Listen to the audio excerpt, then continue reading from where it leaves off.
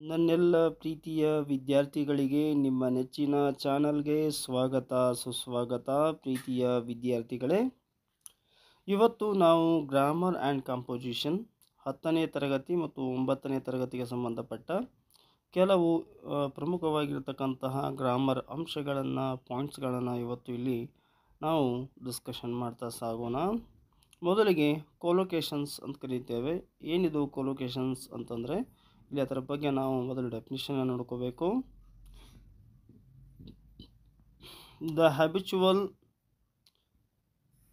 juxtaposition of a particular word with another word or words with a frequency greater than chance is called collocation, or a pair or group of words that are habitually juxtaposed ಅಂತ ಹೇಳ್ತಾರೆ. So ಇಲ್ಲಿ ನಿಮಗೆ ಈ ಕೆಲವೊಂದಿಷ್ಟು ಉದಾಹರಣೆಗಳನ್ನು ನೋಡಿದರೆ ಈ ಒಂದು ಕೊಲೊಕೇಶನ್ ಬಗ್ಗೆ ತುಂಬ ಚೆನ್ನಾಗಿ ಅರ್ಥ ಆಗುತ್ತೆ ಅನ್ನುವಂಥದ್ದು. ಇಲ್ಲಿ ಮೊದಲಿಗೆ ನೋಡೋಣ, ಎಕ್ಸಾಂಪಲ್ ನೋಡ್ತೇವೆ ನಾವು. ಈ ಕೊಲೊಕೇಶನ್ಸ್ ಅಂತಕ್ಕಂಥ ಏನು ಶಬ್ದಗಳಿವೆ ಅಥವಾ ಕೊಲೊಕೇಟಿವ್ ವರ್ಡ್ಸ್ ಅಂತ ಕರಿತೀವಲ್ಲ, ಈ ಕೊಲೊಕೇಟಿವ್ ವರ್ಡ್ಸ್ಗಳು ಯಾವ ರೀತಿಯಾಗಿ ಇರ್ತವೆ ಅಂತಂದರೆ ಈ ರೀತಿಯಾಗಿ ಮೊದಲು ನೋಡ್ಕೋಬೋದು. ಇಲ್ಲಿ ನೌನ್ ಪ್ಲಸ್ ನೌನ್ ಅಂತಂದರೆ ನಾಮಪದ ಮತ್ತು ನಾಮಪದಗಳು ಸೇರಿ ಕೊಲೊಕೇಟಿವ್ ಆಗ್ತಕ್ಕಂಥದ್ದು. ಮೊದಲನೇದು ಬಸ್ ಅಂತಕ್ಕಂಥದ್ದು ನಾಮಪದ, ಕಂಡಕ್ಟರ್ ಅಂತಕ್ಕಂಥದ್ದು ನಾಮಪದ, ಅದಕ್ಕೆ ಬಸ್ ಕಂಡಕ್ಟರ್ ಅಂತ ಕರಿತೀವಿ. ಟೈಮ್ ಟೇಬಲ್, ಆ ರೀತಿಯಾಗಿ ಟೈಮ್ ಅಂದರೂ ನಾಮಪದ ಆಗಿರುತ್ತೆ, ಟೇಬಲ್ ಅಂದರೂ ನಾಮಪದ ಆಗಿರುತ್ತೆ. ಟೈಮ್ ಟೇಬಲ್ ಅಂತಂದರೆ ಇದು ಕೊಲೊಕೇಟಿವ್ ವರ್ಡ್ ಆಗಿ ಪರಿವರ್ತನೆ ಆಗುತ್ತೆ. ಸೊ ಅದೇ ರೀತಿಯಾಗಿ engine driver, engine plus driver engine driver ಆಗುತ್ತೆ.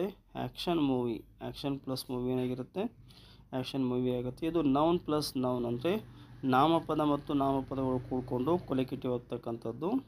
ಇನ್ನು ಎರಡನೇದಾಗಿ ವರ್ಬ್ ಪ್ಲಸ್ ನೌನ್ ಅಂತ ಕರಿತೀವಿ. ಅಂದರೆ ಕ್ರಿಯಾಪದ ಮತ್ತು ನಾಮಪದ ಸೇರಿಬಿಟ್ಟು ಏನಾಗ್ತವೆ ಅಂತಂದರೆ ಇಲ್ಲಿ ಕೊಲೊಕೇಟಿವ್ ವರ್ಡ್ ಆಗ್ತವೆ. ಉದಾಹರಣೆಗೆ ಟೇಕ್ ರೆಸ್ಪಾನ್ಸಿಬಿಲಿಟಿ, ಟೇಕ್ ರೆಸ್ಪಾನ್ಸಿಬಿಲಿಟಿ ಅಂದರೆ take plus responsibility equal to take responsibility ಅಂತ ಆಗುತ್ತೆ.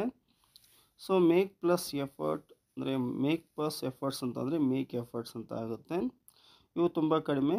ನಾಮಪದ ಮತ್ತು ನಾಮಪದಗಳು ಹೆಚ್ಚಾಗಿ ಇಲ್ಲಿ ನಾವು ಕೊಲೊಕೇಟಿವ್ ಆಗಿರೋದನ್ನು ನೋಡ್ಬೋದಾಗಿದೆ.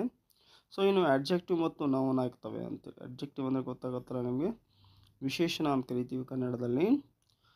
ಆ ಅಡ್ಜೆಕ್ಟಿವ್ ಮತ್ತು ನಾಮಪದಗಳು ಸೇರಿಬಿಟ್ಟು ಏನಾಗ್ತವೆ ಅಂತಂದರೆ ಕೊಲೊಕೇಟಿವ್ ವರ್ಡ್ಗಳು ನಿರ್ಮಾಣ ಆಗ್ತವೆ ಅಂತಕ್ಕಂಥದ್ದು.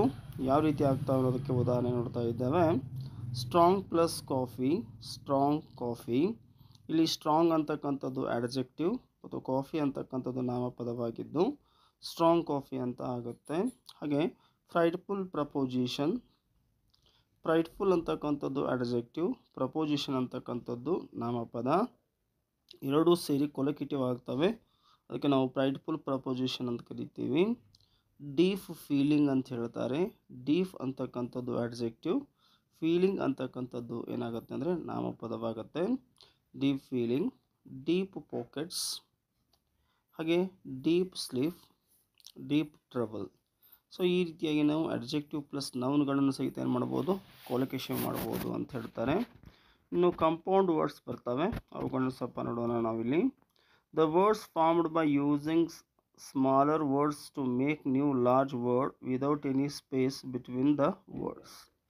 News paper, textbook, football, classroom, classmate, timetable.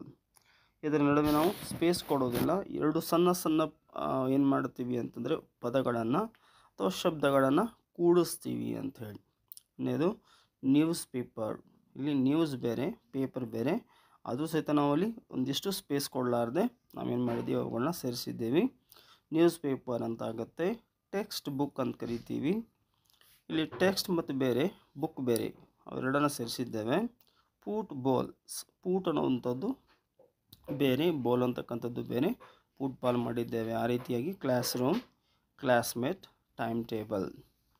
ಇನ್ನು ನೌನ್ ಮತ್ತು ವರ್ಬ್, ಈಗ ಇದಕ್ಕಿಂತ ಮುಂಚೆ ನೋಡಿದ್ದು ವರ್ಬ್ ಪ್ಲಸ್ ನೌನ್ ನೋಡಿದ್ವಿ. ಈಗ ನೌನ್ ಪ್ಲಸ್ ವರ್ಬ್ ನೋಡ್ತೀವಿ. Dog barking, plane take off, bomb went off. ಈ ರೀತಿಯಾಗಿ ನಾವು ಕೆಲವೊಂದಿಷ್ಟು ಕೊಲೊಕೇಟಿವ್ಗಳನ್ನ ನಿರ್ಮಾಣ ಮಾಡ್ಬೋದು.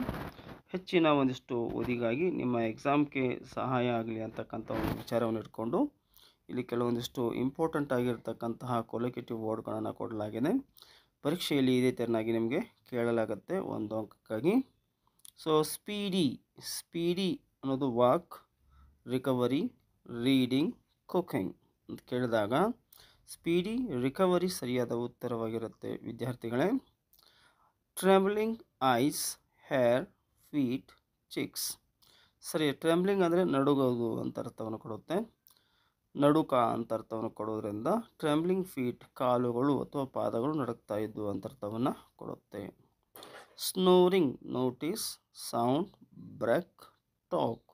ಸ್ನೋರಿಂಗ್ ಅಂತಕ್ಕಂಥದ್ದು ಗೊರಕೆಯ ಶಬ್ದ ಅನ್ನೋದಕ್ಕೆ ಸ್ನೋರಿಂಗ್ ಸೌಂಡ್ ಅಂತ ಕರಿತೇವೆ. ಆಮೇಲೆ railway stand, railway land, railway station, railway house ಸರಿಯಾದದ್ದು ರೈಲ್ವೆ ಸ್ಟೇಷನ್. ಸೊ ಅದೇ ರೀತಿಯಾಗಿ child care, soup, wood, hood. ಇಲ್ಲಿ ಚೈಲ್ಡ್ ಹುಡ್ ಅನ್ನೋದು ಸರಿಯಾಗಿರ್ತಕ್ಕಂಥ ಪದವಾಗಿದೆ. ಇನ್ನು ಮುಂದೆ ಕೆಲವೊಂದಿಷ್ಟು ಎಕ್ಸಾಂಪಲ್ಗಳನ್ನ ಕೊಡಲಾಗಿದೆ, ಇವುಗಳನ್ನ ಸಹಿತ ನೀವು ನೋಡ್ಕೊಳ್ಳಿ. ಇವು ನಿಮ್ಮ ಎಕ್ಸಾಮ್ಗೆ ಡೆಫಿನೆಟ್ ಆಗಿ ಒಂದು ಅಂಕಕ್ಕೆ ಬರುವಂಥ ಪ್ರಶ್ನೆಯಾಗಿದೆ ವಿದ್ಯಾರ್ಥಿಗಳೇ. Heavy rain, heavy sleeper, a heavy drinker, heavy snow, heavy traffic. Strong ಅನ್ನೋಂಥ ವರ್ಡಕ್ಕೆ ತಗೋತಾ ಇದ್ದಾರೆ ಈಗ ಅವರು. Strong smell, strong sense, strong denial, service industry, tea leaf, dogs bark, water flows, paper flutters, blurred vision, critical analysis. ಸರಿಯಾ students, ಇಲ್ಲಿಯವರೆಗೆ ನೀವು ನಿಮ್ಮ ನೆಚ್ಚಿನ ಚಾನಲ್ ಆಗಿರುವ ABG ಸ್ಪೋಕನ್ ಇಂಗ್ಲೀಷ್ ಕ್ಲಾಸಸ್ಗೆ ನೀವಿನ್ನೂ ಸಬ್ಸ್ಕ್ರೈಬ್ ಆಗಿಲ್ಲ ಅಂದರೆ ಈ ಕೂಡಲೇ ಸಬ್ಸ್ಕ್ರೈಬ್ ಆಗಿ. ಈ ವಿಡಿಯೋ ನಿಮಗೆ ಇಷ್ಟ ಆದರೆ ಲೈಕ್ ಮಾಡಿ, ಶೇರ್ ಮಾಡಿ ಅಂತ ಕೇಳಿಕೊಳ್ತಾ ಧನ್ಯವಾದಗಳು.